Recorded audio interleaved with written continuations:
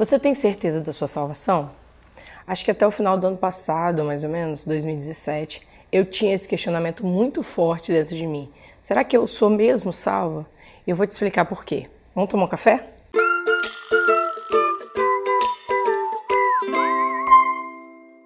Mudei de cenário hoje, vim para a varanda para aproveitar esse sol bonito da manhã, acordei bem cedo para gravar esse vídeo, para conversar sobre esse assunto que foi um dos primeiros assim que me alcançou nesse momento novo que eu estou vivendo, que realmente assim mudou a minha forma de me posicionar em relação a Deus, em relação ao Evangelho. E quando eu tive um entendimento sobre essa questão da salvação, mudou tudo na minha vida. Antigamente eu realmente tinha essa dúvida, e quando eu tinha a oportunidade de falar com alguém, as pessoas falavam comigo assim: não, você tá doida, claro que você é salva. Mas eu tinha esse questionamento. E por que eu tinha? Eu achava que eu não estava fazendo nada. Não estou fazendo nada, eu não estou fazendo nada para Deus, não estou fazendo nada para Jesus, eu não estou fazendo nada para o Evangelho, eu não estou fazendo absolutamente nada. Eu estou simplesmente vivendo a minha vida normalmente. Deus está me abençoando, mas eu não estou fazendo nada. E eu pensava nas pessoas que gastam sua vida com o Evangelho. Porque tem pessoas que elas não têm uma vida como a gente, que levam uma vida, que saem para trabalhar, que viajam, que passeiam, que pensam em decoração de casa e que fazem esse tipo de coisa. Não, elas simplesmente vivem toda a vida dela para poder falar do Evangelho, para falar do amor de Jesus, para alcançar vidas. Elas vivem só para isso. E eu pensava assim, caramba, como que eu sou tão salva quanto essa pessoa que tem a vida toda dedicada a Jesus, à obra de Deus? E eu tinha esse questionamento em mim, não pode ser a mesma coisa, tem que ter alguma coisa diferente. Então eu estou aqui, eu não estou fazendo absolutamente nada e eu sou salva igual Moisés, eu vou estar no mesmo lugar, a gente vai viver da mesma forma. Eu não via muita justiça nesse sentido, então eu tinha essa dúvida muito grande. E mesmo entendendo a questão da graça, né, que a salvação vem pela graça, eu sabia disso, eu ainda tinha um foco nessa questão. Eu não estou fazendo o suficiente. Então, na minha cabeça, mesmo acreditando na graça, eu acreditava que eu tinha que fazer alguma coisa realmente para obter a salvação. E aí, né, um dia eu ainda vou contar como que foi que mudou essa questão na minha vida, como que o Evangelho do Reino me alcançou e as coisas realmente começaram a acontecer de forma diferente. Mas eu entendi num determinado momento que existia uma diferença. Existem os salvos e existem os íntimos. E como que se dá a salvação? Na carta de Paulo à igreja de Roma, né, Romanos capítulo 3, verso 22, diz assim: somos declarados justos diante de Deus por meio da fé em Jesus Cristo.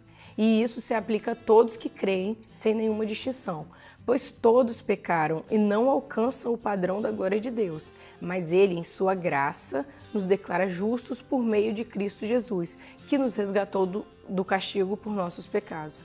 Então, o que acontece? É a graça. A salvação vem pela graça. A gente ouve muito falar sobre isso. E o que é a graça? A graça é um favor imerecido. Você não merece, você nunca vai merecer. Não há nada que você faça que te permita merecer a salvação. Então, a salvação ela é um presente de Deus. E como que você pode receber esse presente? Como você alcança esse presente? É mediante a fé em Cristo Jesus. Então, se você crê em Cristo Jesus como seu Salvador, você recebe esse presente. Não quer dizer que quando você creu em Jesus como seu Salvador, você passou a merecer. Você continua não merecendo, porque você continua pecador, você continua distante de Deus. Mas você recebe esse presente de Deus, que é, né, a graça, né, que é esse presente que Deus concede àqueles que creem em Jesus como Salvador. E assim você recebe a salvação. E assim você é salvo, quando você crê em Cristo Jesus como seu Salvador.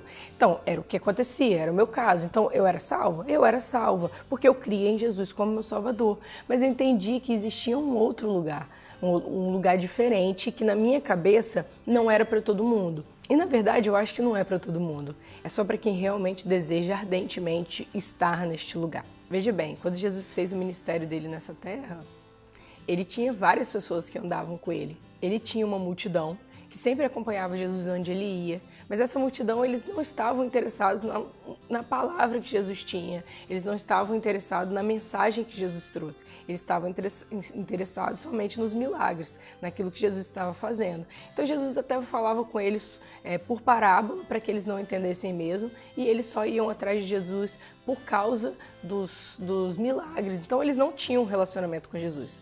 Dentro dessa multidão, tinha os 70, que foram aqueles que Jesus enviou para poder pregar a palavra, para poder falar a mensagem. Eles conheciam Jesus, mas eles não andavam assim tão intimamente com Jesus.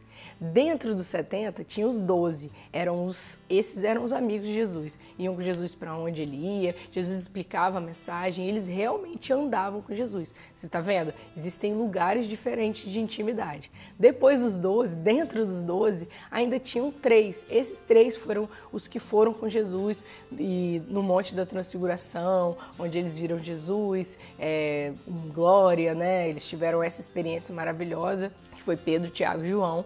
Então eles tinham já um outro nível de intimidade. Nem todos os 12 foram, só esses 3. Mas dentro dos 3 tinha um. E esse um, ele pôde colocar o peito na cabeça de Jesus. Eu falei o quê? Que ele colocou o peito na cabeça de Jesus? Meu Deus do céu, ele colocou a cabeça no peito de Jesus.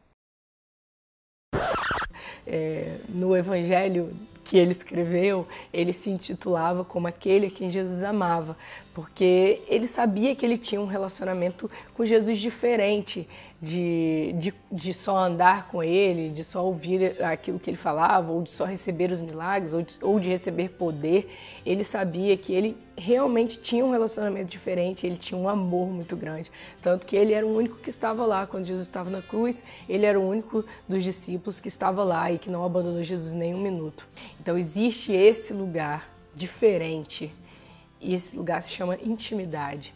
E eu achava que não era para todo mundo esse lugar é só para algumas pessoas. Então eu não buscava, porque eu acreditava que não era para mim mesmo.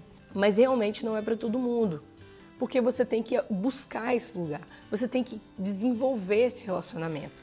E eu não era realmente uma pessoa de oração, eu tinha muita dificuldade com oração, porque eu me ajoelhava e eu falava e eu não sentia absolutamente nada. E aí eu entendi, quando eu entendi que existia salvo, existia íntimo, eu não mais suportei estar num lugar só de salva. Eu queria realmente ter essa intimidade, porque se essa intimidade eu posso desejar e eu posso buscar e eu posso sim alcançar, ter esse relacionamento íntimo com Jesus, eu não quero mais ser só salvo, eu quero este lugar. E como você constrói essa intimidade? Como qualquer outro relacionamento. Você tem que passar tempo junto, você tem que conhecer a pessoa tem que conhecer. Só que nesse relacionamento, Jesus já te conhece, ele já sabe tudo sobre você, mas você sabe tudo sobre ele. Vocês conversam, e o conversar é a oração.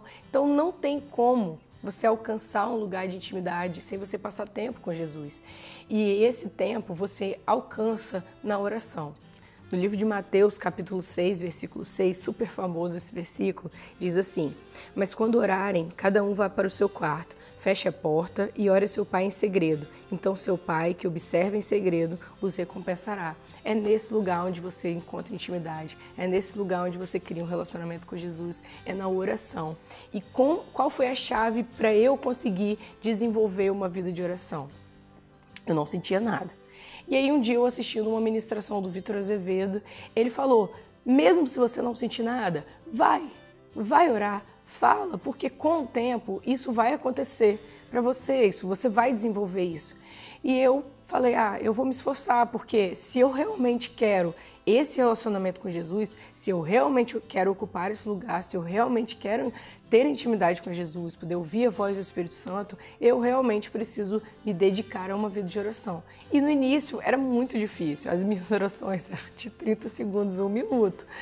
Mas com o tempo, os dias foram passando e eu comecei a ter mais coisas para falar, eu comecei a ter mais assunto, eu comecei a conversar mais. E quando eu pensei que não, eu já passava 40 minutos, 50 minutos, 1 hora em oração. Eu fiquei até com um problema no joelho, de tanto que eu fiquei, porque eu não tinha o hábito, né?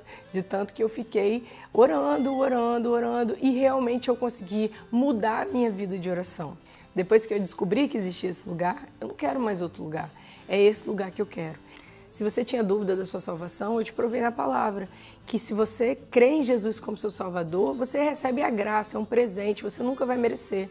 Você recebe esse presente de ser salvo, de ter seu nome escrito no livro da vida. Mas não existe só isso, existe muito mais, existe um lugar muito mais profundo e que transforma a sua vida, transforma os seus dias, transforma a forma como você vai caminhar. E eu vou te falar, a minha experiência foi uma coisa muito maravilhosa. Eu tenho vivido um tempo muito diferente em Deus, de entender às vezes o propósito que Deus tinha para minha vida, e eu só pude viver essa coisa diferente quando eu realmente passei a buscar um lugar diferente em Jesus, um lugar de intimidade, um relacionamento verdadeiro com o meu Criador, com o meu Salvador, com o meu Pai, e isso realmente foi transformador.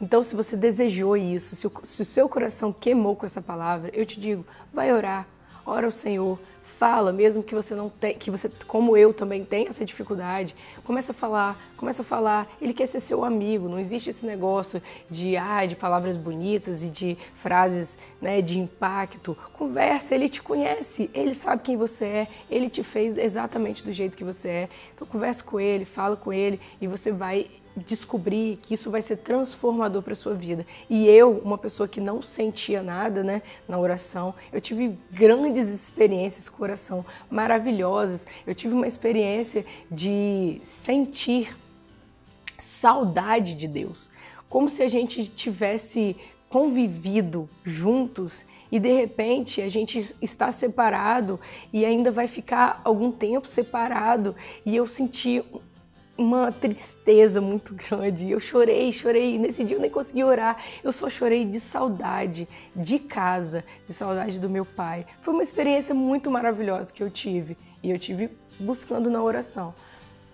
E era sobre isso que eu queria falar hoje. Foi uma palavra assim que realmente mudou a minha caminhada, mudou a minha vida, e não quero outro lugar hoje, senão ficar com a cabeça encostada no peito de Jesus. E eu ainda vou fazer um vídeo sobre João, porque João, para mim, é o personagem da Bíblia que eu mais amo, que eu acho mais incrível. Eu sei que tem, né, tem pessoas que fizeram coisas grandiosas na Bíblia, mas João ocupou um lugar que é o lugar que eu desejo estar, com a minha cabeça no peito de Jesus, ouvindo seu coração bater. É isso. Beijo, gente!